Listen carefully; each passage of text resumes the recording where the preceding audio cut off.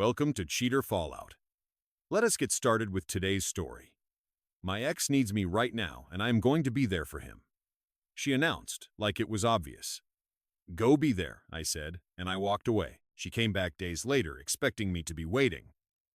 But I was with someone who did not need her ex to feel whole. Hey viewers, before we move on to the video, please make sure to subscribe to the channel and hit the like button if you want to see more stories like this. Thanks. Hey Reddit, I need to get this off my chest. It has been a wild few months, and I figure sharing it here might help someone else spot the red flags I missed. I am 32, work in information technology, and until recently, I thought I had a solid thing going with my girlfriend of 3 years, Emily.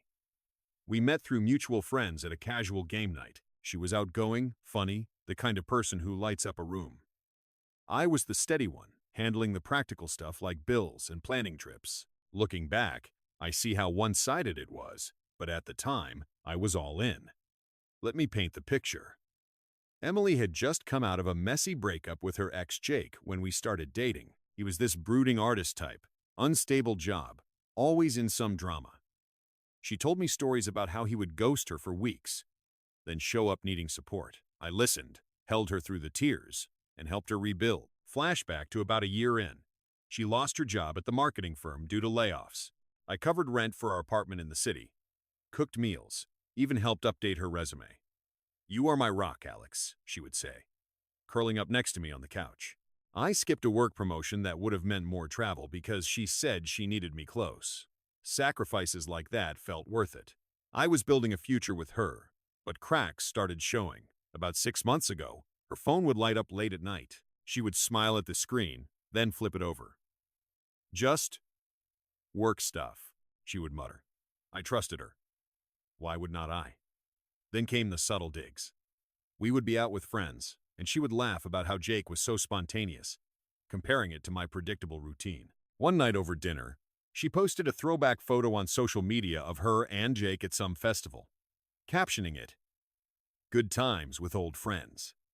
Comments poured in and she defended it as harmless nostalgia. I felt a pit in my stomach but brushed it off. We are good, I told myself. She is just processing.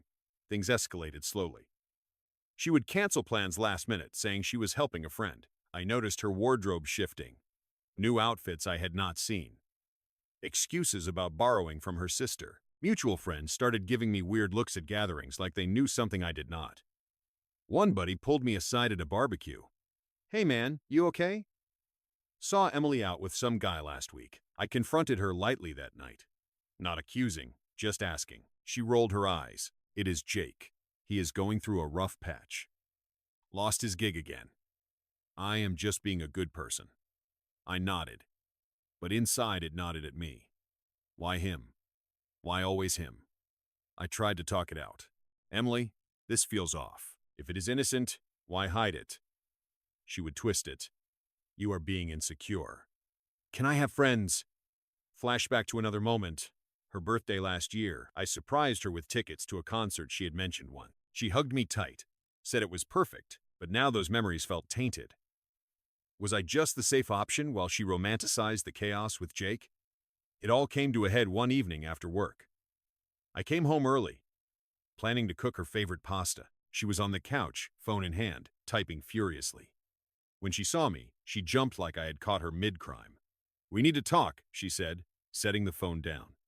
My heart sank. I knew what was coming, but I sat anyway, keeping my cool. No point in freaking out before hearing it. She took a deep breath, like she was rehearsing a speech. Alex, Jake called me today. He is in a bad place. His roommate kicked him out, and he has got no one else. He needs me right now, and I am going to be there for him. I stared at her, processing. It was not a question. It was a declaration, like deciding on takeout. What do you mean, be there? I asked evenly, though my mind raced. She leaned back, crossing her arms with this smug look like I was dense for not getting it. I mean, he is crashing with us temporarily, or I will stay at his place to help sort things. It is not a big deal. We have got history, and you know how much he struggled. You are always so understanding about this stuff. History, I echoed. Emily, You were talking about your ex, the guy who treated you like crap, and now you are prioritizing him over us, she scoffed, waving a hand. Oh, come on. It is not prioritizing, it is called compassion. You would not understand because you are so stable. Jake's life is messy, but that is real. Our relationship is strong enough to handle this. If you cannot support me helping a friend, maybe you are the one with issues. I felt the anger bubble, but I swallowed it. No yelling, no accusation. I had seen enough Reddit stories to know that would not help. A friend? You have been texting him behind my back, posting about him, canceling on me to see him. This is not help. This is an emotional affair at least. Her eyes narrowed, and she leaned forward, voice dripping with condescension. Emotional affair? That is dramatic. Jake and I share a bond you cannot touch. He gets my creative side.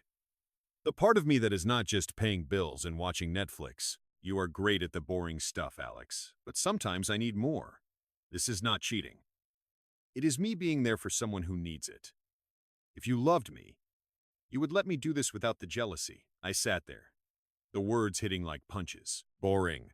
Jealous. She had rewritten our whole relationship in her head. Flashback hit me hard. Months ago, when Jake first reached out post-breakup, she cried on my shoulder. I do not know why I keep falling for his crap, she had said. I held her, promised we would get through it. Now here she was, throwing that away. So what now? I asked, keeping my tone flat. You are choosing him? She shrugged, smirking a bit. I am not choosing anyone, but yeah, I will be spending time with him. If that means we take a break or whatever, fine. You will be okay. You always are, Mr. Reliable. That smugness sealed it. No tears from me. No begging. I stood up slowly. Go be there for him then. Her smirk faltered for a second. What? You heard me. If that is what you need, go do it. I grabbed my jacket from the chair, heart pounding, but voice steady. I am not fighting for someone who sees me as a backup. She blinked like she expected drama. Alex, do not be like that. We can talk later. No. I cut in ice. We are done talking. I walked to the door, not looking back. She called after me. You are seriously leaving over this. I paused at the threshold. You left first, then I stepped out, closing the door softly. No slam, no scene, just detachment. I crashed at a buddy's place that night. Phone on silent. The confusion hit hard. Replaying her words, questioning if I was too stable, but I did not text her, did not check socials. I needed space to breathe. The next day, she blew up my phone. Voicemails, texts. We need to discuss this properly. You are overreacting. I listened to one call where she doubled down. Jake is just a friend in need. If you cannot handle that, maybe we are not compatible anyway. Call me back. We can fix this. I did not. Instead, I started packing my stuff from the apartment while she was out. Changed the locks on my accounts. Canceled shared subscriptions. Quiet moves. No confrontation. It felt unfair. Like I had been blindsided, but wallowing would not help. I sat with it, the silence heavy, wondering how I had missed the signs. The days after that were a blur of silence and self-reflection. I moved into a short-term rental a few blocks away. Nothing fancy, just the studio with a view of the park. It was weird at first, waking up without her coffee mug on the counter or her shoes by the door. I would stare at the ceiling, replaying the breakup in my head. How had I become Mr. Reliable in her eyes? Like, that was an insult. I had given up so much time, energy, even parts of myself to make us work. Flashback to last summer. We took a road trip to the coast. She was stressed about work, so I planned everything. Packed her favorite snacks, even stopped at that lighthouse she loved from childhood photos. You are the best, she had whispered during sunset. Now that memory stung like salt in a wound. I did not drown in it, though. I took long walks, hit the gym for the first time in months, and buried myself in work. My boss noticed the extra hours and floated a promotion idea, remote work with better pay. I jumped on it, figuring a fresh start could not hurt. But the confusion lingered. Was I really too boring, too safe? I would scroll through old photos on my phone, deleting them one by one, feeling the unfairness settle like a weight. Why did she get to rewrite our story? Make me the villain for being steady while she chased chaos? Mutual friends started texting cautiously. Heard about you and Emily. You okay? I would reply briefly. Yeah. Moving on. No details. I was not about to air our laundry. About a week in, the karma whispers began. I ran into our friend Tom at the grocery store. He looked awkward, shifting his basket. Dude, Emily has been posting cryptic stuff online. Something about real connections with a photo of her and Jake at a bar. I nodded, not probing, but he spilled anyway. From what I hear, Jake is using her couch as a crash pad. She is paying for his takeout, saying it is temporary. I felt a twinge. Not satisfaction, just pity for how blind she was. But I kept it to myself. Thanks for the heads up, I said, and walked away. The silence from her end did not last. At first, it was radio quiet like she expected me to chase. But as days turned to weeks, cracks showed. I focused on me, joined a hiking group, started reading those self-improvement books I had ignored. My internal voice shifted from what did I do wrong to what do I want now. It was liberating. Sitting with the pain without reacting. One night, alone with takeout, I journaled it out. The betrayal was not just her choosing Jake. It was the dismissal, the smug way she had framed it as my flaw. I deserved better than being a safety net. Then the updates escalated. Another friend, Lisa, messaged me. Emily has been venting in our group chat. Says Jake is intense but worth it. But girl, she looks exhausted. I did not respond. A month post-breakup, I heard through the grapevine that things were unraveling. Jake, true to form, started showing his unstable side, yelling matches over money. Ghosting her for days while crashing at hers. She had confided in friends that he was passionate, but it sounded like excuses for abuse. One evening, Tom called. Man, it is bad. Jake borrowed her car and wrecked it minorly. No insurance. She is stressing about bills now. I listened without comment, the irony hitting. She had mocked my stability, and now she was paying for his mess. I did not gloat. Instead, I kept building. Landed that promotion, which meant more flexibility. Started dating casually, no rush, just coffee meets. That is how I met Laura, a graphic designer from the hiking group. She was independent, laughed at my dumb jokes, and did not carry baggage from exes. Our first date was simple picnic in the park. I like how grounded you are, she said. It was the opposite of Emily's digs. For the first time, the confusion lifted. I was not boring. I was reliable in the best way. But Emily's downfall picked up speed. Friends stopped defending her. Mutual ones sided quietly with me after seeing Jake's true colors. He cheated on her with some bar hookup, then bailed, leaving her with his unpaid share of a phone bill. They had stupidly joined it. She lost a freelance gig because of the drama, isolating herself as people pulled away. She is a mess, Lisa texted. Regrets everything. I sat with that info, feeling the arc shift. The betrayal still stung, but now it fueled my growth. I blocked her on socials, deleted old voicemails. The unfairness faded into clarity. This was her karma, not my revenge. It started small about 6 weeks after I walked out. A text popped up while I was at work. Hey, can we talk? I think I overreacted. I read it, felt nothing, and archived it. No response. That opened the floodgates. Next day, another Alex, please. Jake was a mistake. He used me just like you warned. Still, I stayed silent. Her attempts ramped up. Voicemails now. Voice shaky. I miss you. Our life was good. Why will not you answer? Then came the involvement of her toxic crew. Her sister Mia called first. Number I had not blocked yet. I answered out of curiosity. Alex, this is Mia. Emily is really hurting. You need to man up and talk to her. She is family. Do not be a jerk about this. I kept calm. Mia. She chose Jake. I am not involved anymore. She huffed, voice dripping unpleasantness. Oh, please, you are acting like a child. She was just helping a friend, and now you are punishing her. Grow up. She needs you. Jake turned out to be an ass, cheated, and left her broke. Be the bigger person. Hypocrisy at its finest. She had always enabled Emily's bad choices. Not my problem, I said firmly. Tell her to move on. Click. Emily texted right after. Why did you hang up on Mia? We can fix this. I see now how good you were. Desperation crept in. A few days later, her best friend Sarah showed up at my new place, uninvited, banging on the door. I opened it halfway. "What do you want, Sarah?" She crossed her arms, smug at first. "Emily sent me. She is falling apart, crying all the time. Cannot focus at work. Jake abused her emotionally. Drained her savings. You owe her a conversation at least." I leaned on the frame, unmoved. "Oh, her. She dumped me for him. Called me boring. Why are you here?" Sarah's tone shifted to pleading, then nasty. "Because you are supposed to care. She made one mistake. Do not be heartless. Everyone knows you were obsessed with her. Help her out, or at least give back some stuff from the apartment." "Obsessed?" I echoed, mirroring her logic. "She was the one chasing her ex while I paid the bills. Tell her I am done." I closed the door softly, hearing her mutter curses outside. Emily's next move, showing up herself. 2 days later, eyes red, hair messy. "Alex, please let me in.